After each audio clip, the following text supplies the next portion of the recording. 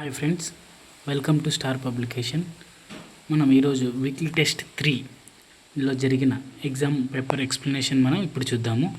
First question, statement ఏ. స్థూల కండరాలు అంటే పెద్ద కండరాలను ఉపయోగించి నేర్చుకునే నైపుణ్యాలను స్థూల కండరాలు అంటారు. ఉదాహరణకు డ్యాన్స్ చేయడము, కుంటడము, స్కిప్పింగ్ ఇవన్నీ స్థూల కండరాలు కాబట్టి స్టేట్మెంట్ ఏ సరైనది. Statement B. సూక్ష్మ కండరాలు అంటే వేళ్లను మాత్రమే ఉపయోగించి నేర్చుకునే నైపుణ్యాలను సూక్ష్మ కండరాలు అంటారు. రాయడము, బొమ్మలు గీయడము, అల్లికలు ఇవి మన యొక్క వేళ్లను మాత్రమే ఉపయోగించి చేస్తాం కాబట్టి సూక్ష్మ కండరాలు అంటారు. కాబట్టి ఏ మరియు బి సరైనది. నెక్స్ట్ క్వశ్చన్, ఏ దశలో పాలదంతాలలో చివరి 4 వస్తాయి అని ఇక్కడ క్వశ్చన్ అడిగినారు. మనకు దీనికి ఆన్సర్ ఏమి అంటే ఆప్షన్ 2, పూర్వ బాల్య దశలో పాలదంతాలలో చివరి 4 వస్తాయి. నెక్స్ట్ క్వశ్చన్, స్టేట్మెంట్ ఏ. 10 లేదా 12 నుండి 13 లేదా 14 వరకు యవ్వనారంభ దశ అంటారు. ఈ దశలో ఆడపిల్లలు 11 సంవత్సరాలు మరియు మగపిల్లల్లో 12 సంవత్సరాల వయసులో ప్రారంభమవుతుంది. స్టేట్మెంట్ ఏ సరైనది. Statement B. ఉత్తర బాల్య దశను ఓవర్లాపింగ్ ఏజ్ లేదా అతివ్యాప్తి దశ అంటారు అని ఇచ్చినాడు ఇక్కడ. కానీ మనకి ఇది సరికానిది. యవ్వనారంభ దశను మనకు ఓవర్లాపింగ్ ఏజ్ లేదా అతివ్యాప్తి దశ అంటారు. కాబట్టి ఏ సరైనది, బి సరికానిది. నెక్స్ట్ క్వశ్చన్, అడాలసెన్స్ అనే ఆంగ్ల పదము అడాలసెర్ అనే లాటిన్ పదం నుండి గ్రహించబడింది. అడాలసెర్ అనగా పరిపక్వతకు రావడం అని అర్థం. దీనిని కిషోరప్రాయ వయస్సు అని కూడా అంటారు. అయితే కిషోరప్రాయ వయస్సు అని ఏ దశను అంటారు అని ఇక్కడ ఇచ్చినారు. మనకు కిషోరప్రాయ వయస్సు అని ఏ దశను అంటారంటే కౌమార దశను అంటారు. నెక్స్ట్ క్వశ్చన్, స్టేట్మెంట్ ఏ. స్వయంగాను ఇతరులతో గాను సమర్థవంతంగా మెలగగలిగే సాంఘిక పరిణితిని సాంఘిక వికాసం అంటారు అని ఎలిజబెత్ హర్లాక్ నిర్వచనం ఇచ్చినారు అంటున్నారు. కానీ ఎలిజబెత్ హర్లాక్ కాదు, సోరెన్సన్ అనే మనోవిజ్ఞాన శాస్త్రవేత్త ఈ నిర్వచనం ఇచ్చినారు. కాబట్టి స్టేట్మెంట్ ఏ సరికాదు. Statement B. సాంఘిక సంబంధాల్లో పరిపక్వత సాధించడం అనే నిర్వచనం ఇచ్చింది ఎవరు అంటే ఎలిజబెత్ హర్లాక్. కాబట్టి స్టేట్మెంట్ బి కూడా సరికానిది. ఏ మరియు బి సరికానిది. నెక్స్ట్ క్వశ్చన్, ఈ క్రింద ఇచ్చిన సాంఘిక వికాసం యొక్క లక్షణం కాని దానిని గుర్తించండి అంటున్నాడు. ఇక్కడ మనకు సాంఘిక వికాసానికి సంబంధించి లక్షణం ఏమి అంటే జట్టు భావం కలిగి ఉండకపోవడం అనేది మనకు సాంఘిక వికాసం లక్షణం కాదు. ఎందుకంటే జట్టు భావం కలిగి ఉండడమే సాంఘిక వికాసం యొక్క లక్షణము. నెక్స్ట్ క్వశ్చన్, జెర్షిల్ అను శాస్త్రవేత్త శిశువు యొక్క తొలి సాంఘిక ప్రవర్తనను 3 దశలుగా గుర్తించాడు. అందులో ఉన్నవి ఏవి అంటే ఇక్కడ స్టేట్మెంట్ ఏ. ఏకాంతర క్రీడ, సమాంతర క్రీడ, సహకార క్రీడ అని ఇచ్చినాడు. ఈ 3 కూడా మనకి తొలి సాంఘిక ప్రవర్తనలో 3 దశలుగా గుర్తించినాడు. కాబట్టి ఏబిసి అనేది మనకు సరైనది అవుతుంది. నెక్స్ట్ క్వశ్చన్, ఈ క్రింద ఇచ్చిన వాక్యాలు సరైన వాక్యం కానిది గుర్తించండి అంటున్నాడు. ఇక్కడ మనకు ఏది సరైనది అంటున్నాడు. సమాంతర క్రీడ 2 నుంచి 3 సంవత్సరాల పిల్లలు ఆడుకుంటారు. సమాంతర క్రీడ తర్వాత సంసర్గ క్రీడ, వీటిని 3 నుంచి 4 సంవత్సరాలు. ముఠా క్రీడ ఆడే దశను పూర్వ బాల్య దశ అంటారు అని ఇచ్చాడు. కానీ ముఠా దశను ఉత్తర బాల్య దశగా పేర్కొంటాము. కాబట్టి ఆప్షన్ 3 మనకు సరికాని వాక్యంగా గుర్తించాలి. నెక్స్ట్ క్వశ్చన్, ఈ దశలో ఎక్కువగా పగటి కలలు కంటూ నమ్మబలుకుతూ తాము సృష్టించుకున్న ప్రపంచంలో జీవిస్తుంటారు. ఏ దశలో ఇట్లా జరుగుతూ ఉంటుందంటే కౌమార దశలో ఉన్న పిల్లలు ఇలా పగటి కలలు కంటూ ఉంటారు. నెక్స్ట్ క్వశ్చన్, ఎలిజబెత్ హర్లాక్ తాను రచించిన వికాసాత్మక మనోవిజ్ఞాన శాస్త్రం అనే గ్రంథంలో కౌమార దశలో ఏర్పడే సాంఘిక సమూహాలను తెలిపారు. అందులో ఉన్నవి ఏవి? ఏ. సన్నిహిత మిత్రులు, బి. గుంపులు, సి. Clicks, D. గ్యాంగ్స్, ఈ. వ్యవస్థీకృత సమూహాలు. ఇవన్నీ కూడా ఎలిజబెత్ తాను రచించిన వికాసాత్మక మనోవిజ్ఞానంలో కౌమార దశలో ఏర్పడే సాంఘిక సమూహాలు. కాబట్టి ఏబిడిసిఈ అనేది మనకు సరైనది అవుతుంది. నెక్స్ట్ క్వశ్చన్, స్టేట్మెంట్ ఏ. అనుభవం, అనుకరణ ద్వారా నిబంధనం ద్వారా పిల్లలు ఉద్వేగాలను అభ్యసిస్తారు. ఇది మనకు సరైనదిగానే గుర్తించాలి. Statement B. ఉద్వేగం అంటే శరీరం, మనస్సు చలించే స్థితి. ఉద్వేగ వికాసం మీద బ్రిడ్జెస్ అనే శాస్త్రవేత్త అనేక పరిశోధనలు చేశారు. పిల్లల్లో మొట్టమొదటిగా ఏర్పడే భావోద్వేగం ఆనందంగా గుర్తించారు. కానీ ఇక్కడ ఆనందం కాదు, ఉత్తేజం అనేది మనకు బ్రిడ్జెస్ గుర్తించిన మొట్టమొదటి భావోద్వేగంగా గుర్తించాలి. కాబట్టి స్టేట్మెంట్ బి సరికాదు. ఏ సరైనది, బి సరికానిది. నెక్స్ట్ క్వశ్చన్, ఈ క్రింద ఇచ్చిన వాక్యాల్లో ఉద్వేగ లక్షణం కాని దానిని గుర్తించండి అని అన్నాడు. ఇక్కడ మనకు ఈ ఉద్వేగ లక్షణం కానిది ఏది అని అంటే మనకు ఆప్షన్ 2 ఉద్వేగ ప్రదర్శనలో వైయక్తిక భేదాలు ఉండవు అని ఇచ్చినాడు. కానీ ఉద్వేగ ప్రదర్శనలో వైయక్తిక భేదాలు అనేవి ఉంటాయి. మిగిలిన 3 వాక్యాలు కూడా మనకు సరైన వాక్యాలే. కాబట్టి స్టేట్మెంట్ ఆప్షన్ 2 అనేది సరికాదు. Next question. స్టేట్మెంట్ ఏ కౌమార దశ ఉద్వేగ స్థిరతతో కూడుకున్నది అని ఇచ్చినాడు. కానీ కౌమార దశ అనేది ఉద్వేగ స్థిరతతో కాదు, అస్థిరతతో కూడుకున్నది అని ఉండాలి. నెక్స్ట్ స్టాన్లీ హాల్ కౌమార దశను ఒత్తిడి మరియు సంచలనాలతో కూడుకున్న దశగా గుర్తించాడు. ఇది మనకు సరైన నిర్వచనమే. స్టాన్లీ హాల్ అనే మనోవిజ్ఞాన శాస్త్రవేత్త కౌమార దశను ఒత్తిడి మరియు సంచలనంతో కూడుకున్న దశగా పేర్కొన్నారు. కాబట్టి ఏ సరికానిది, బి సరైనది. కలహించడం అనే సహజాతం వల్ల ఏర్పడే ఉద్వేగం ఏది అని అన్నాడు. కలహించడం అనేది మనకు కోపం అనే ఉద్వేగం ద్వారా ఏర్పడుతుంది. కాబట్టి మనకు దీనికి ఏది ఆన్సర్ కరెక్ట్ అవుతుంది అంటే ఆప్షన్ 2 కోపం అనేది మనకు కలహించడం అనే సహజాతం వల్ల ఏర్పడుతుంది. Next question. ఈ క్రింద ఇచ్చిన జతలలో సరికాని జతను గుర్తించండి. భయం లోటస్, కోపం రికెట్స్, అసూయ సీవెల్, వ్యాకులత క్రైగ్ అని ఇచ్చినాడు. కానీ వ్యాకులతకు మన మీద పరిశోధన చేసిన వారు ఎవరు అంటే కెనెన్ అనే మనోవిజ్ఞాన శాస్త్రవేత్త వ్యాకులత మీద పరిశోధన చేసినారు. మిగిలిన 3 జతలు మనకు సరైన జతలు. Next question. స్టేట్మెంట్ ఏ తనలోని ఉద్వేగాలను అదుపులో ఉంచుకోవడమే ఉద్వేగ పరిపక్వత సూచిక అని కోలే అనే వ్యక్తి నిర్వచనం ఇచ్చినాడు. ఇది మనకు సరైనదే. నెక్స్ట్ ఉద్వేగ పరిపక్వత అనగా సమతుల్య వ్యక్తిత్వం అని దోసాంజ్ అనే మనోవిజ్ఞాన శాస్త్రవేత్త నిర్వచనం ఇచ్చినాడు. ఇది కూడా మనకు సరైన నిర్వచనమే. కాబట్టి ఏబి 2 సరైనవి. Next question. స్టేట్మెంట్ ఏ భాషా వికాసం మానసిక వికాసంలో ఒక భాగము. ఇది మనకు సరైనదే.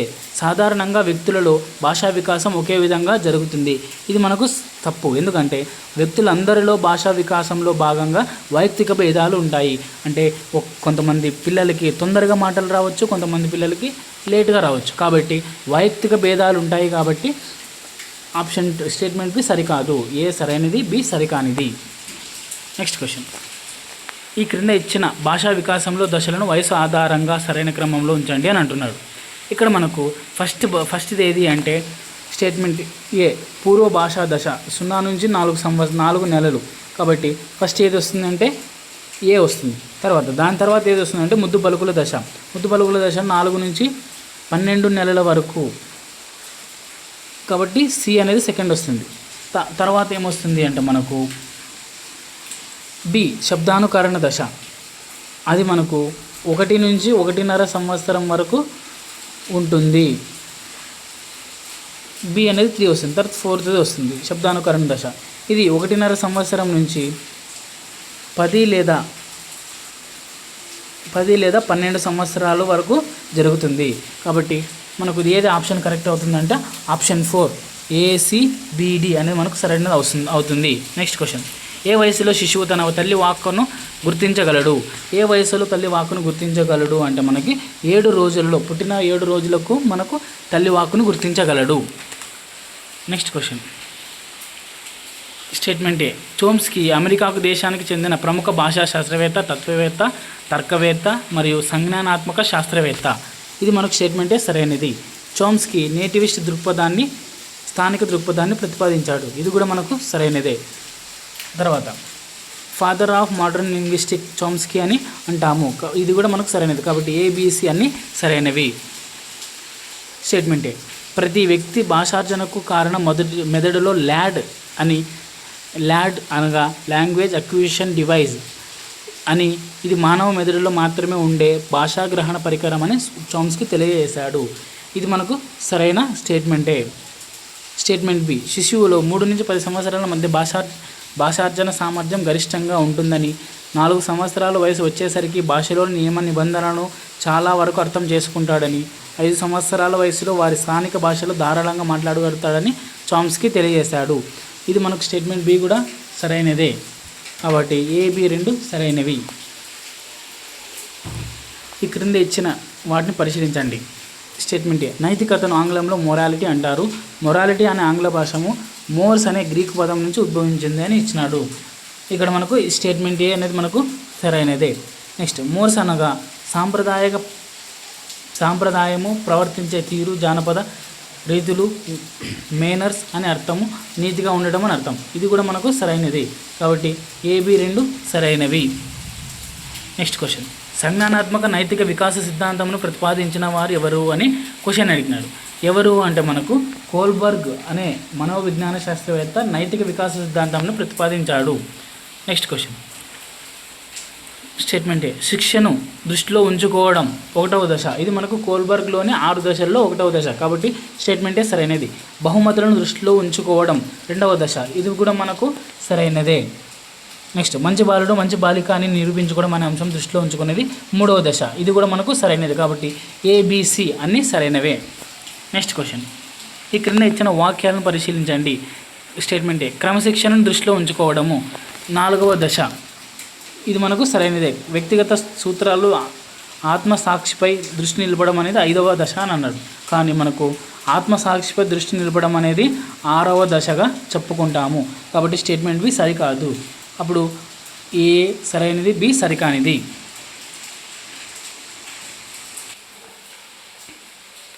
Statement A, simple present tense is used for universal truths. ఇది మనకు సరైన స్టేట్మెంటే. Statement B, present continuous is used for action happening now. ఇది కూడా మనకు సరైన స్టేట్మెంటే. కాబట్టి ఏ, బి రెండు both are correct. Next question, choose the correct sentence. ఇక్కడ మనకు కరెక్ట్ సెంటెన్స్ ఏంటి అంటే మనకు ఇక్కడ మనకి ఇచ్చిన సెంటెన్స్ ఆప్షన్స్ అన్నీ కూడా యూనివర్సల్ ట్రూతే. కాబట్టి the earth revolves around the sun ఏదంటే సింపుల్ ప్రెజెంట్లో ఉంచాలి సెంటెన్స్ని. ఇక్కడ రిజాల్వింగ్ అనేది సింపుల్ కంటిన్యూస్లో ఉంది, ప్రెజెంట్ కంటిన్యూస్లో ఉంది. కాబట్టి ఇది కాదు. రివాల్వ్స్ అనేది వాడాలి. కాబట్టి the earth revolves around the sun అనేది కరెక్ట్ ఆన్సర్ అవుతుంది. నెక్స్ట్ క్వశ్చన్, మనకు ఇన్కరెక్ట్ పేరు ఏది అంటే టుమారో అనేది ఇన్కరెక్ట్ పేరు అవుతుంది. ఎందుకంటే టుమారో అనే క్లూ వర్డ్ మనము ఎక్కడ ఉపయోగిస్తాము అంటే సింపుల్ పాస్ట్లో ఉపయోగిస్తాము, సింపుల్ పాస్ట్ టెన్స్లో ఉపయోగిస్తాము. కానీ ఇక్కడ పాస్ట్ పర్ఫెక్ట్ ఇచ్చినాడు కాబట్టి ఇన్కరెక్ట్ పేర్. నెక్స్ట్ క్వశ్చన్, ఇక్కడ మనకు దీనికి ఆన్సర్ ఏది అంటే మనకు ఏకి 3 అవుతుంది.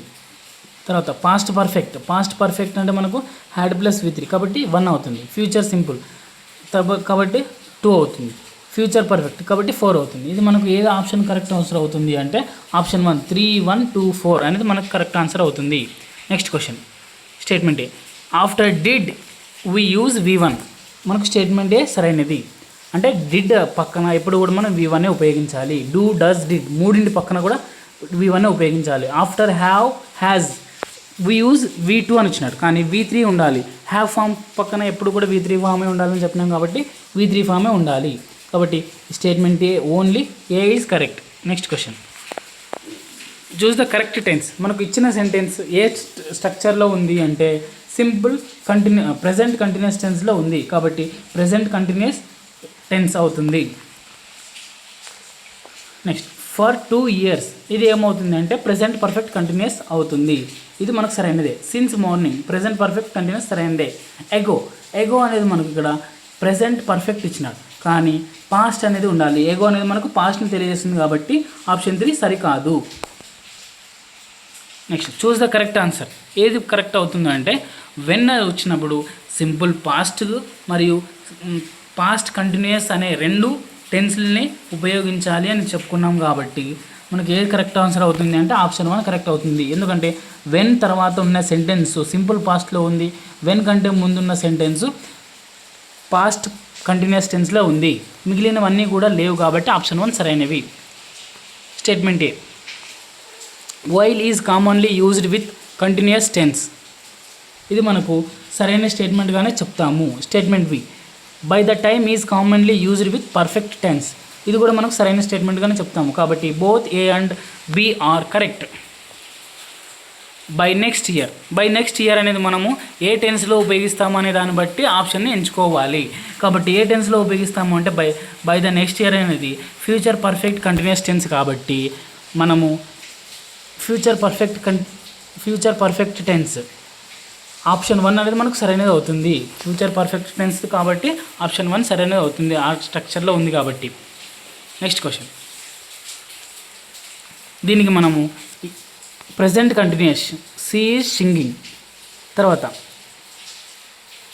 Past perfect he had left, future perfect future perfect మనకు 3 అవుతుంది, ప్రజెంట్ పర్ఫెక్ట్ 4 అవుతుంది. కాబట్టి మనకి ఏది కరెక్ట్ ఆన్సర్ అవుతుంది అంటే ఆప్షన్ 1, 2, 1, 3, 4 కరెక్ట్ ఆన్సర్ అవుతుంది. Statement A, stative verbs generally avoid continuous tense. ఇది మనకు స్టేట్మెంట్ ఏ సరైనదే. Know, understand, believe are stative words. ఇది కూడా మనకు సరైనది. కాబట్టి A, B are both are correct. Next ఇక్కడ మనకు సిన్స్ అనేది ఉంది. సిన్స్ ఉంటే మనం ఏమని చెప్పినాము, ప్రజెంట్ పర్ఫెక్ట్ కంటిన్యూస్ టెన్స్లో పెట్టాలి. కాబట్టి ఆప్షన్ 1 అనేది మనకు సరైనది అవుతుంది. Choose the correct sentence. మనకు ఇక్కడ హెల్పింగ్ ఎస్ఆర్నో క్వశ్చన్ ఐడెంటిఫై చేయమంటున్నాడు. Correct yes or no question. కాబట్టి ఏమవుతుంది, డిడ్ అని పక్కన ఏం ఉపయోగించాలని చెప్పిన V1 ఉపయోగించాలని చెప్పిన. Option 1, did she complete the task. ఇది మనకు సరైన స్ట్రక్చర్ అవుతుంది. కంప్లీటెడ్ కాదు, మనకు డిడ్ పక్కన ఎప్పుడు కూడా మనము సబ్జెక్ట్నే ఉపయోగించాలి. కాబట్టి ఇది కూడా కాదు. Next question, choose the correct sentence. మనకి ఏది కరెక్ట్ సెంటెన్స్ అవుతుంది అంటే option 1, she will have been teaching for 10 years. ఓకేనా, ఫర్ అని ఉపయోగిస్తే మనము కరెక్ట్ సెంటెన్సే కాబట్టి ఆప్షన్ 1 సరైనది. మిగిలినవన్నీ మనకు హ్యావ్ పక్కన V3 ఉండాలి, సరికాదు. బీన్ పక్కన మనకు విల్ హ్యావ్ బీన్ అని ఉండాలి, ఇది కూడా సరికాదు. ద టీచర్స్ అని ఉంది, ఇది కూడా కాదు. కాబట్టి మనకు ఆప్షన్ 1 సరైనదిగా గుర్తించాలి. నెక్స్ట్ స్ట్రక్చర్, ఏది కరెక్ట్ స్ట్రక్చరు అంటే మనకు ఇక్కడ ఇచ్చిన అన్నీ కూడా మనకు కరెక్ట్ స్ట్రక్చర్సే. కాబట్టి ఆప్షన్ 4 సరైనది. Next identify the incorrect sentence. Incorrect sentence ఏది అంటే మనకు హ్యాడ్ రోట్. ఇక్కడ మనకు she had wrote a letter. Had పక్కన V3 ఉండాలి, రిటర్న్ అని ఉండాలి. కానీ రోట్ అనే V2 ఉంది కాబట్టి ఇన్కరెక్ట్ సెంటెన్స్ అవుతుంది. Next by the time the train arrives we dash that station. మనకు ఏది కరెక్ట్ ఆన్సర్ అవుతుంది అంటే మనకు option 1, will have reached. By the time arrives అంటే మనకు ఇక్కడ మనకు ఫ్యూచర్ పర్ఫెక్ట్ని తెలియజేస్తుంది. కాబట్టి ఆప్షన్ 1 సరైనది అవుతుంది. Choose the correct sentence. ఓకేనా, చూస్ ద కరెక్ట్ సెంటెన్స్ ఏది కరెక్ట్ అవుతుంది అంటే మనకు ఇక్కడ నవ్ అనేది ఇచ్చినాడు. నవ్ అనేది ఇస్తే మనకు దేని యొక్క క్లూ వర్డ్ అంటే ప్రెజెంట్ కంటిన్యూస్ టెన్స్ యొక్క clue word. Present continuous tense clue word కాబట్టి ఆ స్ట్రక్చర్లో ఉంచాలి. They are playing cricket now, ఆ స్ట్రక్చర్లో ఉంది, ప్రెజెంట్ కంటిన్యూస్ టెన్స్లోనా. Next question, identify the correct statement. ఏది మనకు కరెక్ట్ స్టేట్మెంట్ అవుతుంది అంటే every tense uses V1 only. మనం V1 ఒకటే కాదు కదా, అన్నీ ఉపయోగిస్తాం. కాబట్టి ఇది మనకు కరెక్ట్ స్టేట్మెంట్ కాదు. Perfect tense require V3. Perfect tense మనకు V3నే ఉపయోగిస్తాం కాబట్టి ఆప్షన్ 2 సరైనది. కంటిన్యూస్ టెన్స్ V2 అని ఉన్నాడు, కానీ V4 అనేది ఉండాలి. Future tense uses V3 after will అనేది మనకు మోడల్ వర్బ్. మోడల్ వర్బ్ పక్కన మనం ఏం ఉపయోగించాలి, V3 ఉపయోగించకూడదు, V1 ఉపయోగించాలి. ఓకేనా, కాబట్టి విల్ హ్యావ్ పక్కన V3 ఉపయోగించవచ్చు. ఆప్షన్ 2 మనకు సరైనది అవుతుంది. Next question, they gave me a prize. ఇక్కడ మనకు ప్యాసివ్ ఫామ్ ఏది అని అంటున్నాడు. ఇక్కడ గేవ్ పక్కన ఎలాంటి హెల్పింగ్ వర్బ్ లేదు కాబట్టి ఒక హెల్పింగ్ వర్బ్ ఉపయోగించాలి. వాజ్ అనేది ఉపయోగించినాము. స్టేట్మెంట్ ఏ అనేది మనకు సరైనదే. I was given a prize. ఎందుకంటే మనకు ఇక్కడ 2 ఆబ్జెక్టులు ఉన్నాయి. 2 ఆబ్జెక్టులు ఉన్నప్పుడు మీ అనే దాన్ని మన ఆబ్జెక్ట్గా తీసుకొని సెంటెన్స్ ప్యాసివైజ్లో రాసినాము. ద ప్రైజ్ అని ఏ ప్రైజ్ అని తీసుకొని కూడా మనం సెంటెన్స్ రాసినప్పుడు కూడా మనకు ఇది ఏ వస్తుంది. కాబట్టి 2 కూడా సరైనవి. Both A and B are correct. Next identify the correct statement. Correct statement ఏదో ఐడెంటిఫై చేయమంటున్నాడు. మనకు option 2, only transitive verbs generally form passive voice. మిగిలినవన్నీ కూడా మనకు ఇన్కరెక్ట్ సెంటెన్స్గా గుర్తించాలి. Every active sentence can be changed into passive voice అన్నాడు. కాబట్టి ప్రతి దాన్ని మనం ప్యాసివ్ వాయిస్లో మార్చలేము. ఓన్లీ ట్రాన్సిటివ్ వర్బ్స్ని మాత్రమే మార్చగలము. Next passive voice never use V3. మనం V3నే ఉపయోగించాలి అని చెప్పుకున్నాం కదా, కాబట్టి ఇది కూడా తప్పు. Passive voice does not require auxiliary verbs. ఖచ్చితంగా యాక్సిలరీ వర్బ్స్ని ఉపయోగించాలి. కాబట్టి ఆప్షన్ 4 కూడా సరికాదు. Next question, open the window. Open the window అనే మనకు ఇంపరేటివ్ సెంటెన్స్ని ప్యాసివ్ ఫామ్లో రాసినప్పుడు ఏం రాస్తామంటే let the window be opened. Let అని వచ్చినప్పుడు ఆబ్జెక్ట్ రాయాలి, దాని పక్కన బి అనేది హెల్పింగ్ వర్బ్ రాయాలి, తర్వాత ఓపెన్డ్ అనేది రాయాల్సి వస్తుంది.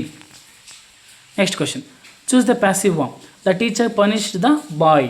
ఇక్కడ మనకు పనిష్డ్ అని V2 ఉంది, అంటే V2 అంటే పాస్ట్ టెన్స్లో ఉన్నట్టు. పాస్ట్ టెన్స్లో ఉంటే వాజ్ లేదా వర్ అనేది ఉపయోగిస్తాము. ద బాయ్ అనేది వాజ్ కాబట్టి the boy was punished by the teacher. Option 1 సరైనది అవుతుంది. Next question, they will finish the work tomorrow. ఓకేనా, ఇక్కడ ఏది అవుతుంది అంటే మనకు ప్యాసివ్ ఫామ్స్ రాయాలంటే విల్ అనే హెల్పింగ్ వర్బ్ ఉంది కాబట్టి విల్కి ఇంకొక హెల్పింగ్ వర్బ్ యాడ్ చేయాలి కాబట్టి విల్ బీ అనేది సరైనది అవుతుంది. The work will be finished tomorrow. Option 1 సరైనది అవుతుంది.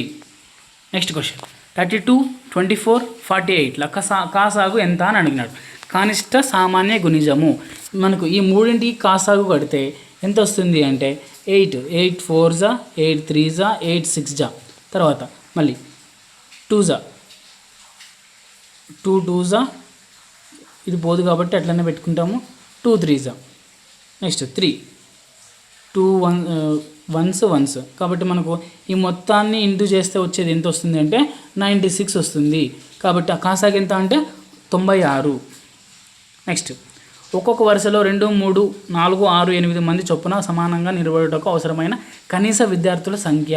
మనకు కనీస విద్యార్థుల సంఖ్య అంటే ఏమి, కనీసాన్ని వచ్చిందంటే మనం కనుక్కోవాల్సింది కాసాగు. ఈ మొత్తానికి మనం కాసాగు కనుక్కుంటే ఎంత వస్తుంది అంటే 24 వస్తుంది.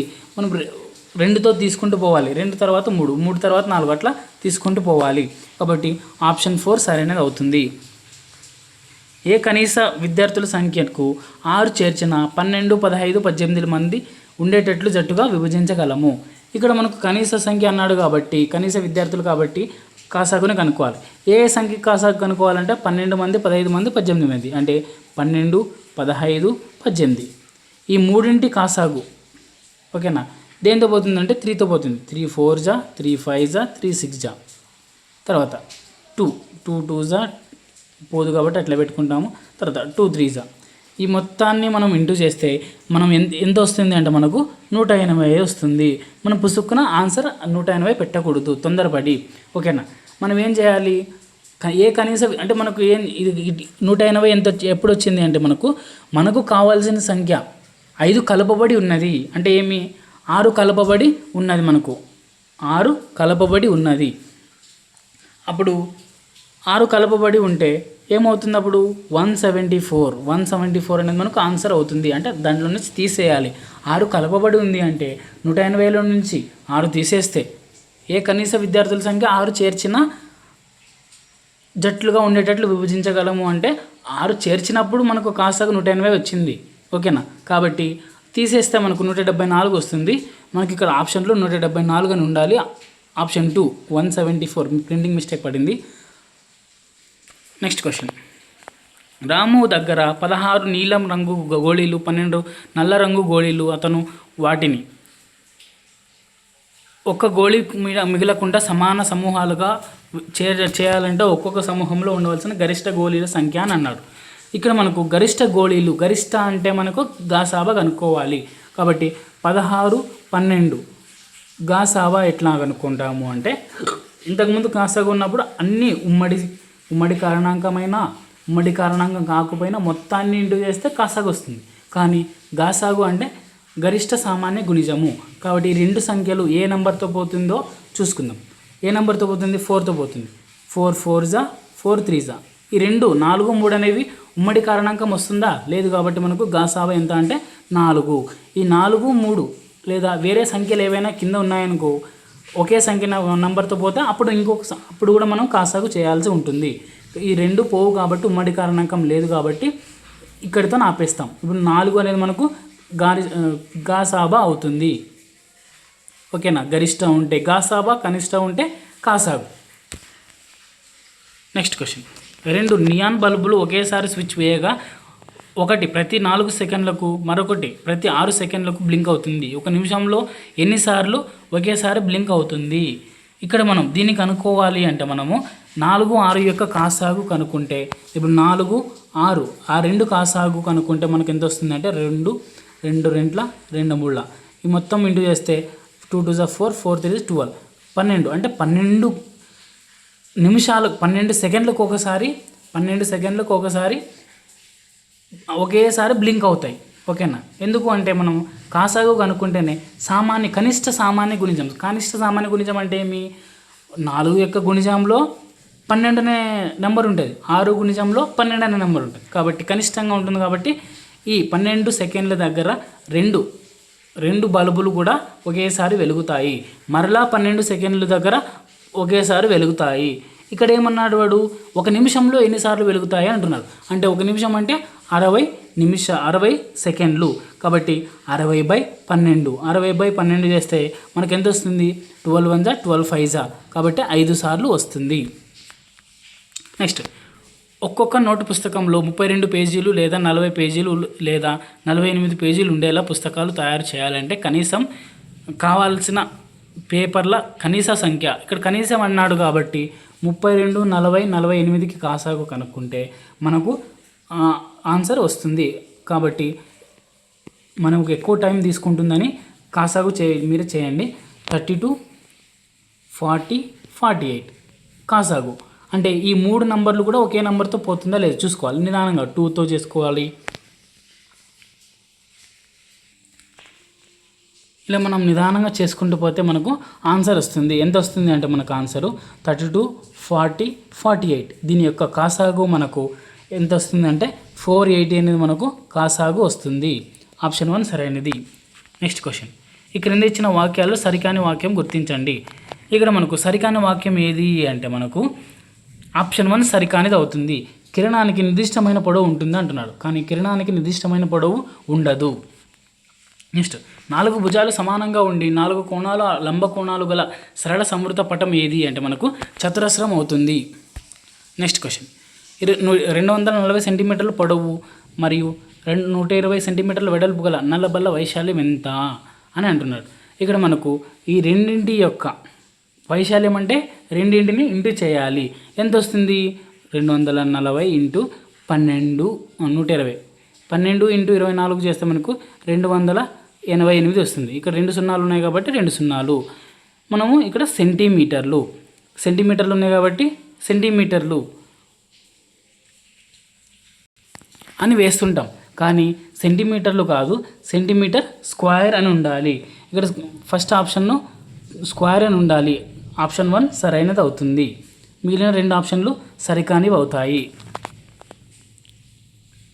నెక్స్ట్ క్వశ్చన్, 200 మీటర్ల భుజం గల చతురస్రాకార పార్కుకు కంచె వేయడానికి అయ్యే ఖర్చు కనుగొనండి. 1 మీటర్కు కంచె వేయడానికి అయ్యే ఖర్చు 30 రూపాయలు.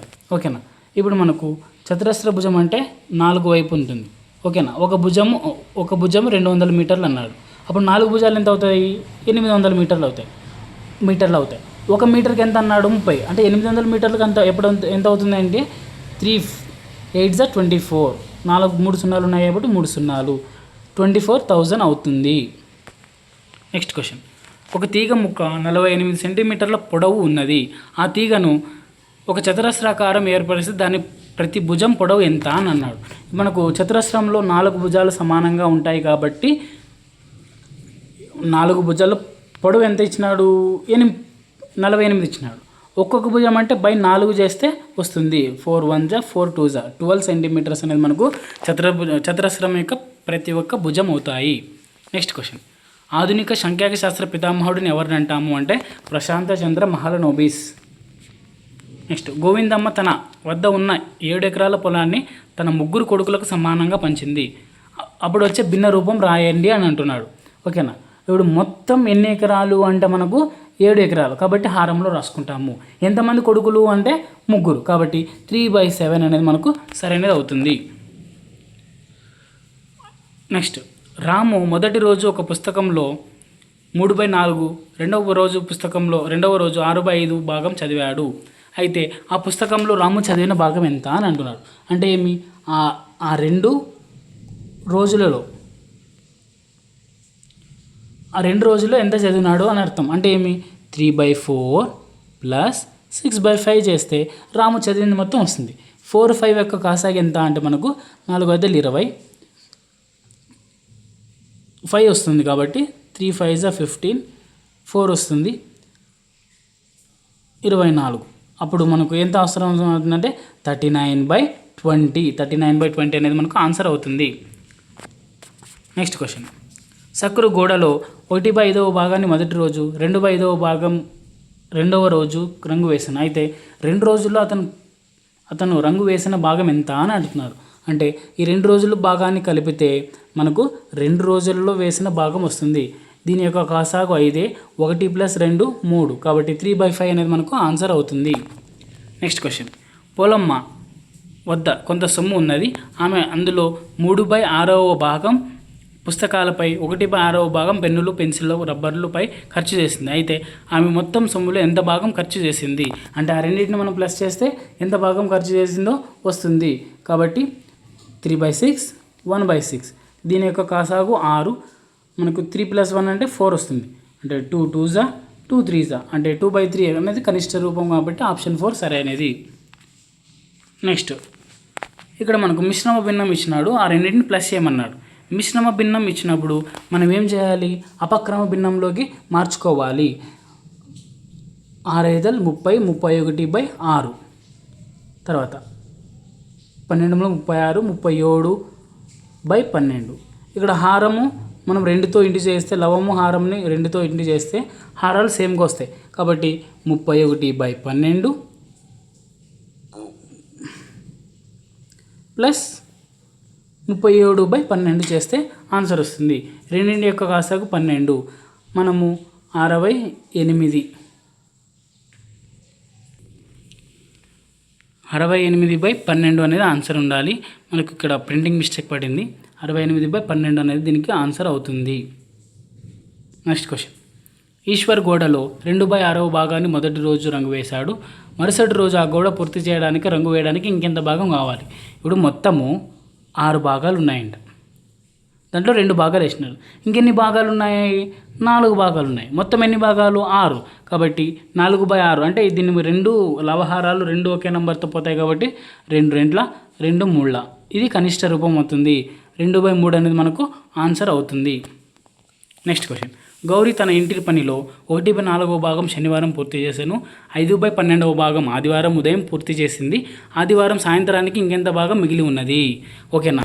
అంటే ఈ రెండింటిని ప్లస్ చేసి మిగిలినది ఎంత భాగం అనేది కనుక్కోవాలి. కాబట్టి 1/4 ప్లస్ 5/12 మనకు 12 కాసాగు. అప్పుడు 3 + 5 అంటే 8, 8/12. ఇది ఏమవుతుంది? 8/12 అంటే 12 భాగాలలో 12 పనులు ఉంటే 8 పనులు చేసింది. ఇంకెన్ని భాగాలు ఉన్నాయి? 4 పనులు ఉన్నాయి. కాబట్టి 4/12. 4 1s 4 3s 1/3 అనేది మనకు ఆన్సర్ అవుతుంది. Next question. రాకేష్ వద్ద ఉన్న గ్లాసులో 3/4వ భాగం పాలు ఉన్నాయి. అతను 1/8వ భాగం పాలు తాగాడు. అయితే ఇప్పుడు ఎంత భాగం పాలు మిగిలి ఉన్నాయి? ఈ 3/4వ భాగం పాలు ఉన్నాయంట. దాంట్లో నుంచి 1/8వ భాగం పాలు తాగాడు. ఇంకెంత మిగిలింది అని అంటే ఆ రెండింటిని మనం మైనస్ చేస్తే మిగిలింది వస్తుంది. ఈ రెండు సేమ్ ఒకే కారణాంకాలు కాబట్టి 8 పెద్ద నంబర్ 8 అవుతుంది. అప్పుడు 2 6 1 5/8. ఇంకెంత భాగం మిగిలింది అంటే ఇవి 5/8 అనేది మనకు ఆన్సర్ అవుతుంది. Next question.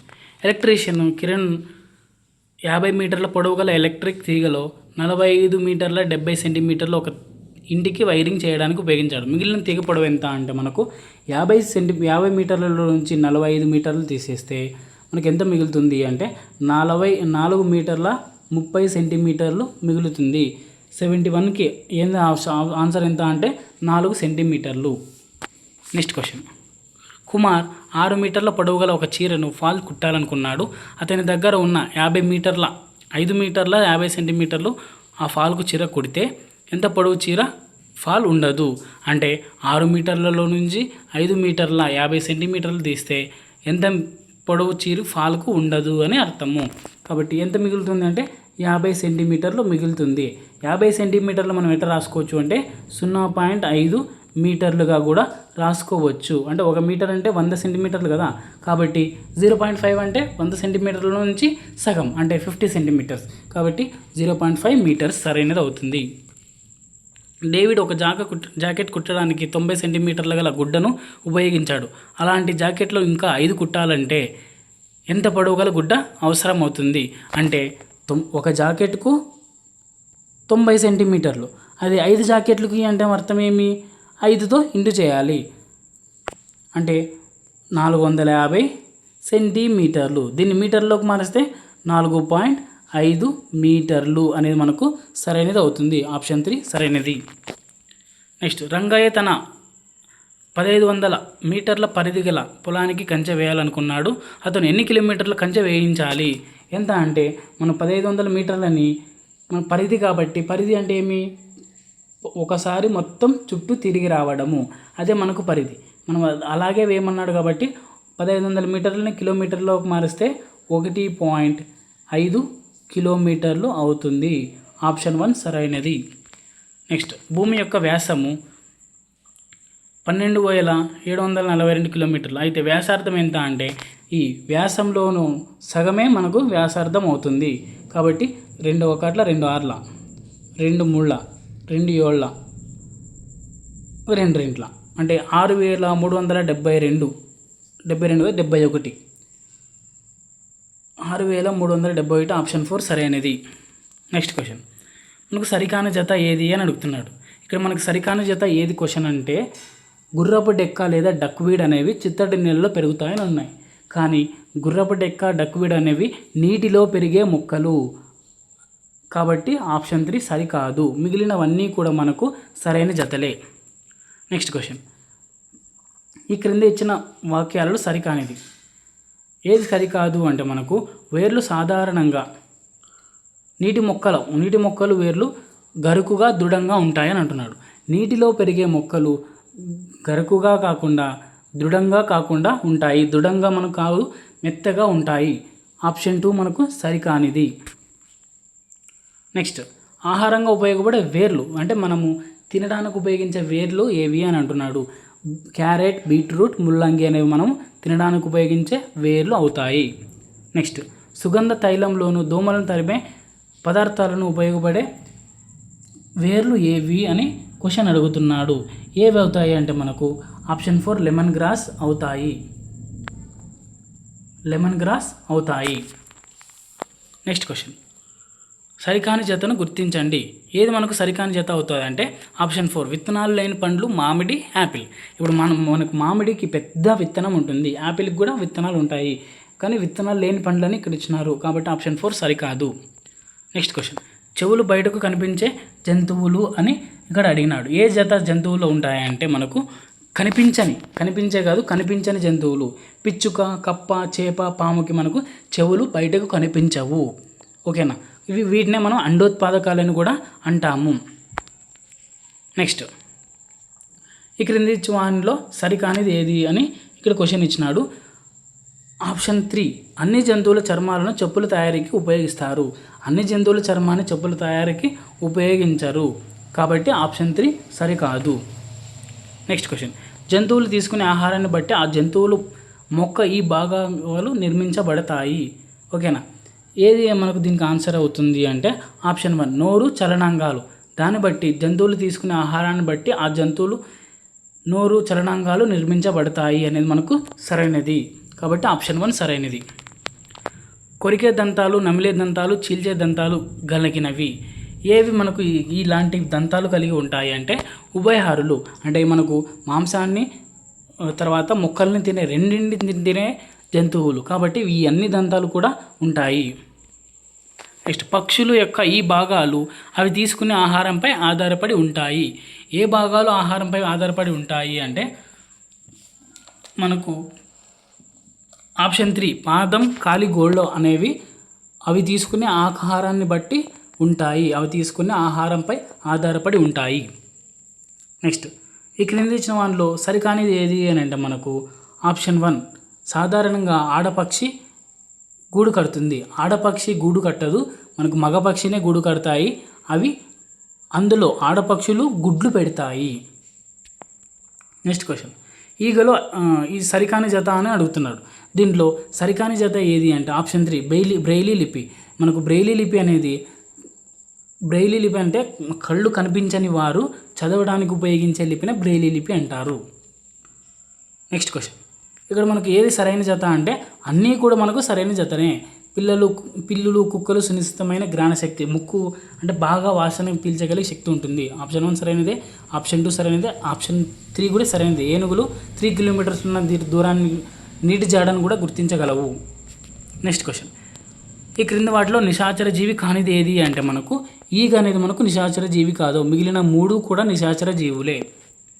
నెక్స్ట్ క్వశ్చన్, ఈ క్రింది జీవులు ఆహారాన్ని పట్టుకోవడానికి నాలుకను ఉపయోగించవు. పాములు అనేవి ఆహారాన్ని పట్టుకోవడానికి నాలుక ఉపయోగించవు. కప్పలు, బాలులు, ఉసురువలలు ఆహారాన్ని పట్టుకోవడానికి నాలుకలు ఉపయోగిస్తాయి.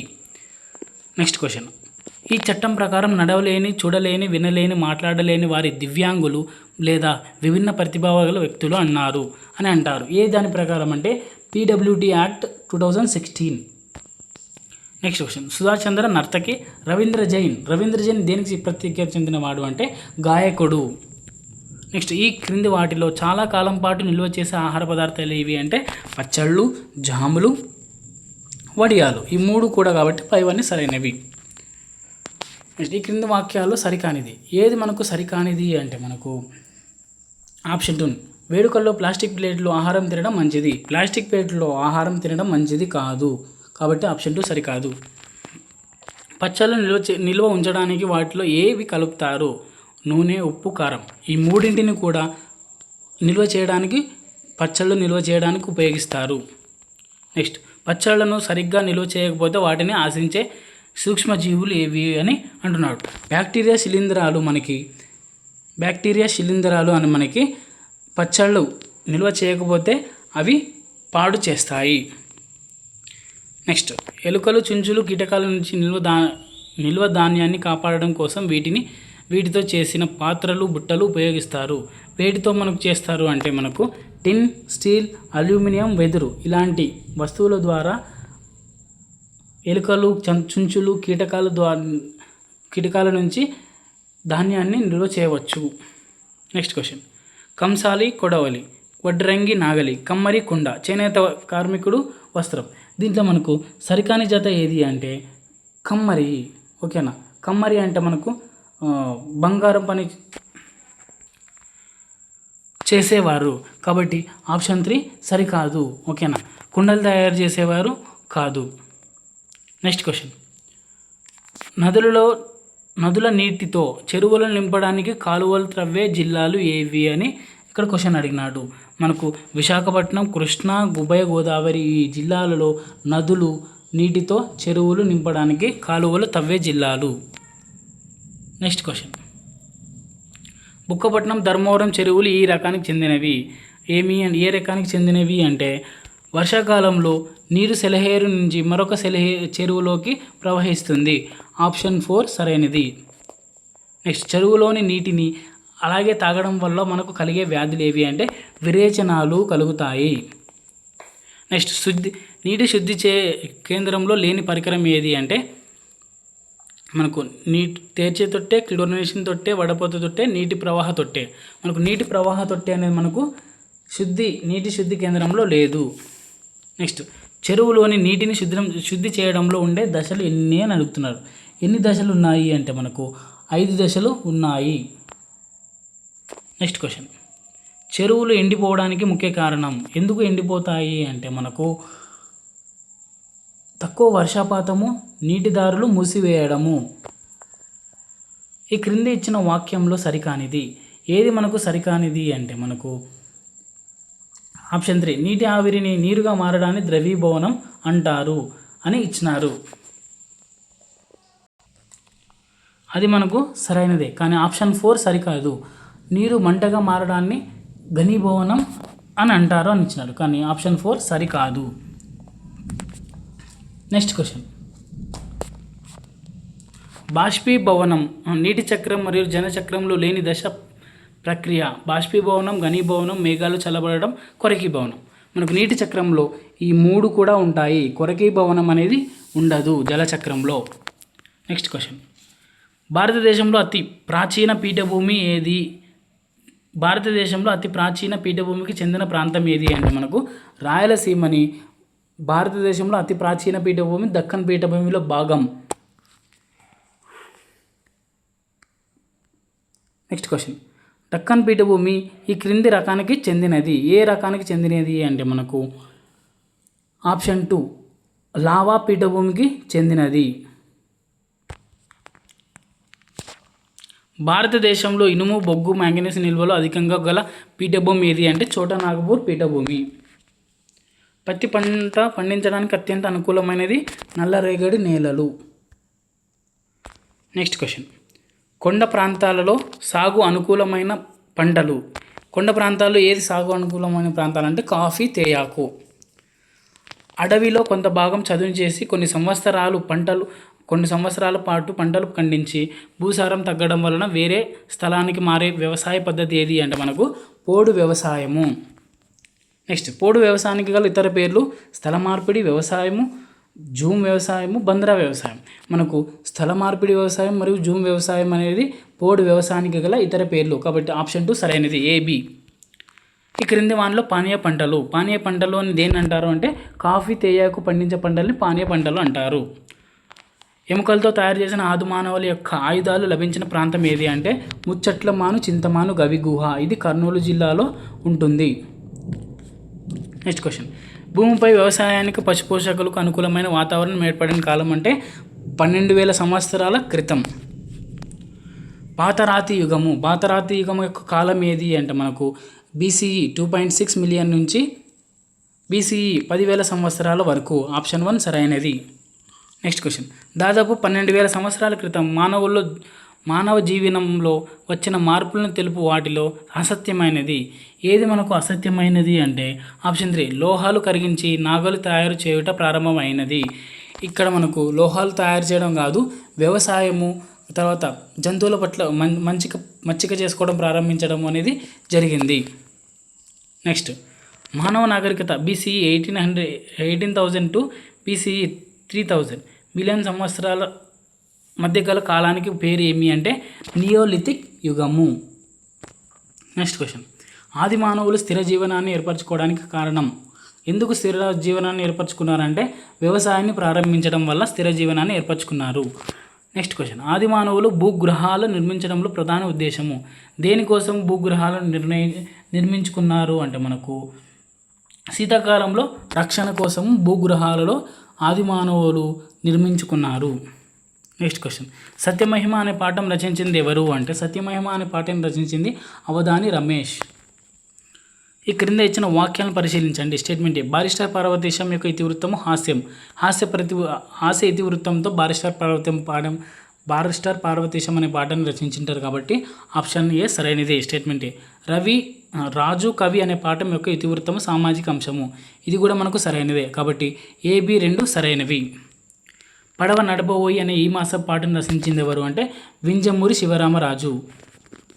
నెక్స్ట్, నాన్న నన్నేనైనా నేను నాన్న నను ఏ అలంకారం అంటే నా అనే అక్షరము పలుమార్లు వచ్చింది కాబట్టి వృత్యానుప్రాస అలంకారము. నవయుగ కవి చక్రవర్తి బిరుదాంకితుడు ఎవరు అంటే మనకు గుర్రం జాషువా గారిని నవయుగ కవి చక్రవర్తి అంటారు కాబట్టి ఆప్షన్ 4 అనేది మనకు సరైనది అవుతుంది. నెక్స్ట్ క్వశ్చన్, ఈ క్రింద ఇచ్చిన పాదాలు వరుస క్రమంలో అమర్చండి అని అంటున్నాడు. మనకు ఫస్ట్ ఏది వస్తుంది అంటే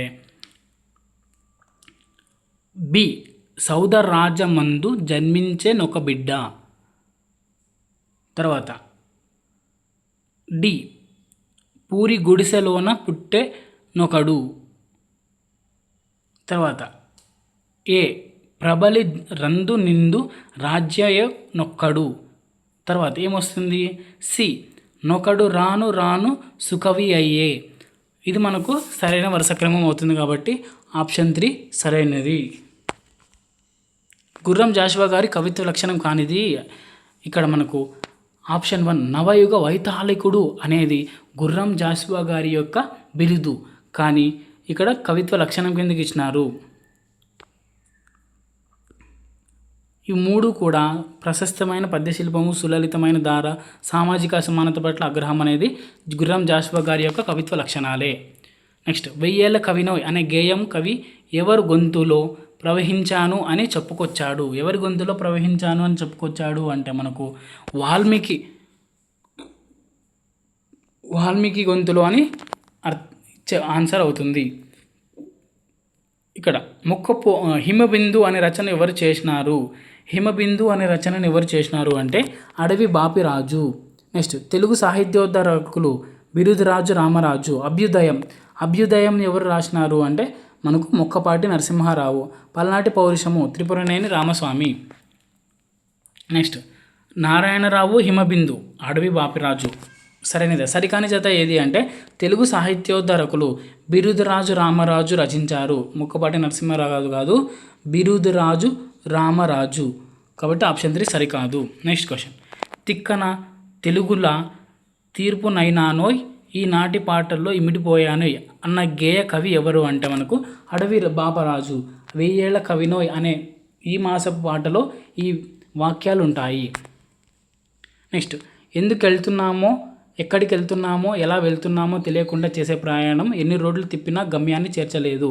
అదేవిధంగా ఉద్దేశాలు లేని బోధనా లక్ష్యం నెరవేర్చలేదు అని అభిప్రాయపడిన వారు ఎవరు అంటే మనకు చెస్టర్ ఎం ఆల్టర్.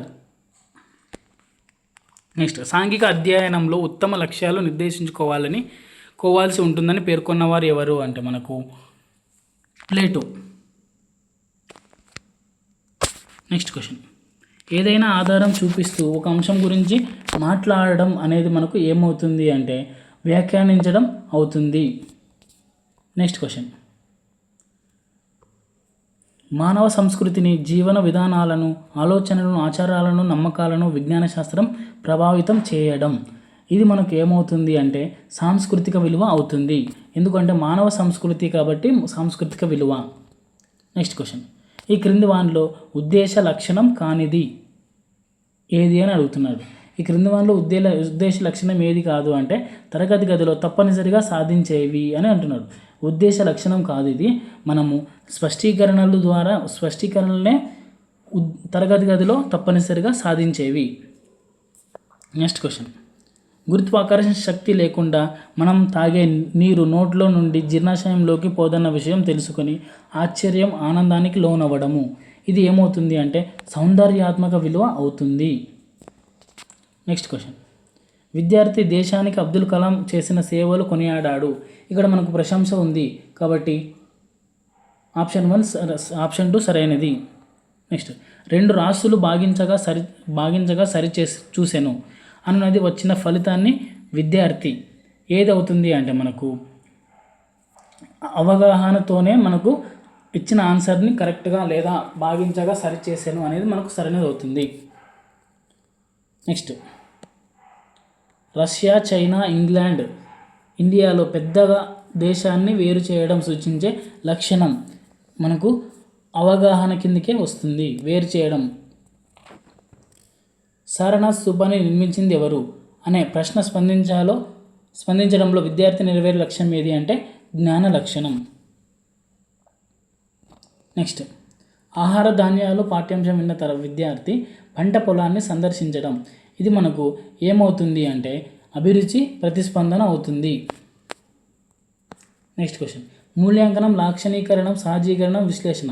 ఇందులో విభిన్నమైనది ఏది అంటే మనకు విశ్లేషణ అనేది మనకు విభిన్నమైనది అవుతుంది. Next question.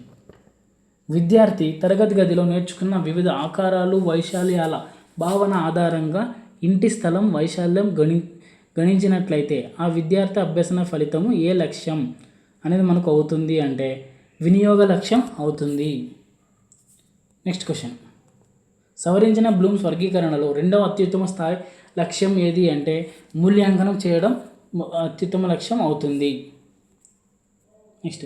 విసర్జక వ్యవస్థ పటం గీయడంలో దోషాలు గుర్తించిన రాజు అనే విద్యార్థుల నెరవేరిన బోధన లక్ష్యం ఏది అంటే మనకు నైపుణ్యం అవుతుంది. బోధన అంటే మంచిగా గీయడం అనేది మనకు నైపుణ్యం కిందకి వస్తుంది. Next question. ఓటమి ఎరుగని వ్యక్తి కన్నా విలువలకు ప్రాధాన్యం ఇచ్చే వ్యక్తే మిన్న అని అభిప్రాయపడిన వారు ఎవరు అంటే ఐన్స్టీన్. Next question. ఈ క్రింద ఇచ్చిన అవగాహన స్పష్టీకరణ కానిది ఏదవుతుంది అంటే మనకు శాస్త్రీయ పరిశీలనను వ్యాఖ్యానించడం అనేది మనకు అవగాహన కిందికి కాదు వినియోగం కిందికి వస్తుంది. వినియోగం అవుతుంది. ఇది మనకు ఈరోజు సంబంధించిన ఎగ్జామ్ పేపర్ ఎక్స్ప్లెనేషను. ఈ వీడియో మీకు నచ్చినట్లయితే లైక్ చేయండి, సబ్స్క్రైబ్ చేసుకోండి. ఇలాంటి మరిన్ని వీడియోస్ కోసం మీ ఫ్రెండ్స్ని కూడా షేర్ చేసుకోండి. ఇలాంటి ఎగ్జామ్ రాయడానికి 9966883021కి హాయ్ అని మెసేజ్ చేయండి. మేము గ్రూప్లో యాడ్ చేస్తాము. Thank you.